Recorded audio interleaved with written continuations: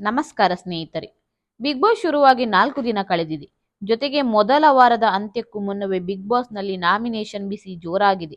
ಸ್ಪರ್ಧಿಗಳು ಒಬ್ಬರನ್ನೊಬ್ಬರು ಟಾರ್ಗೆಟ್ ಮಾಡಲು ಶುರು ಮಾಡಿದ್ದಾರೆ. ಇದರ ನಡುವೆ ಜಗಳಗಳು ನಡೆಯುತ್ತಿವೆ. ಚೈತ್ರ ಕುಂದಾಪುರ, ಗೌತಮಿ, ಭವ್ಯ, ಹಂಸ, ಶಿಶಿರ್, ಯಮುನಾ, ಜಗದೀಶ್, ಮಾನಸ, ಮೋಕ್ಷಿತಾ ಅವರು ಮೊದಲ ವಾರ ನಾಮಿನೇಟ್ ಆಗಿದ್ದಾರೆ. ಆದರೆ ನಾಮಿನೇಟ್ ಆದ ಸ್ಪರ್ಧಿಗಳಿಗೆ ಬಿಗ್ ಬಾಸ್ ಟಾಸ್ಕ್ ಒಂದನ್ನು ಕೊಟ್ಟಿದ್ದು ಪಾರಾಗಲು ಮೊದಲ ಅವಕಾಶ ನೀಡಿದ್ದಾರೆ. ಧನ್ರಾಜ್ ಆಚಾರ್ ಟಾಸ್ಕ್ ರೆಫ್ರಿಯಾಗಿದ್ದು ನಾಮಿನೇಟ್ ಆಗಿರೋ ಸ್ಪರ್ಧಿಗಳಿಗೆ ಟಾಸ್ಕ್ ಸಂಯೋಜನೆ ಮಾಡಿದ್ದಾರೆ.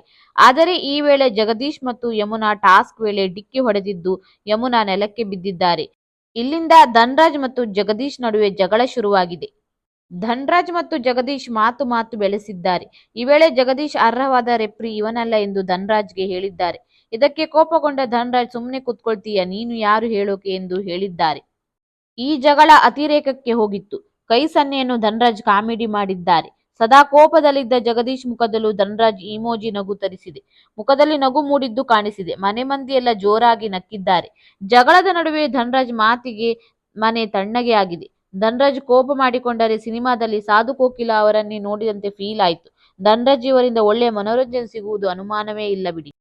ನಂತರ ಈ ಟಾಸ್ಕ್ ಬಳಿಕ ಧನ್ರಾಜ್ ಕನ್ಫೆಷನ್ ರೂಮ್ಗೆ ತೆರಳಿದ್ದಾರೆ.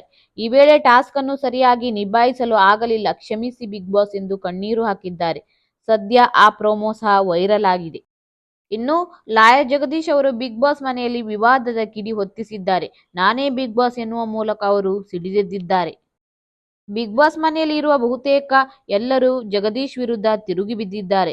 ಜಗಳದಿಂದಲೇ big boss Kannada season 11 show ಸದ್ದು ಮಾಡುತ್ತಿದೆ. ಬಿಗ್ ಬಾಸ್ ಮನೆಯೊಳಗೆ ಅನೇಕರ ಜೊತೆ ಲಾಯರ್ ಜಗದೀಶ್ ಕಿರಿಕ್ ಶುರು ಮಾಡಿದ್ದಾರೆ. ಎಲ್ಲರೂ ಮುಖವಾಡ ಹಾಕಿಕೊಂಡು ಜೀವನ ಮಾಡುತ್ತಿದ್ದಾರೆ. ಬಹುತೇಕ ಎಲ್ಲರ ಜೊತೆ ಒಂದಲ್ಲ ಒಂದು ವಿಷಯಕ್ಕೆ ಜಗಳ ಮಾಡಿಕೊಂಡೇ ಬರುತ್ತಿರುವ ಲಾಯರ್ ಜಗದೀಶ್ ವಾರ ಮುಗಿಯುವುದರೊಳಗೆ ರಾಂಗ್ ಆಗಿದ್ದಾರೆ.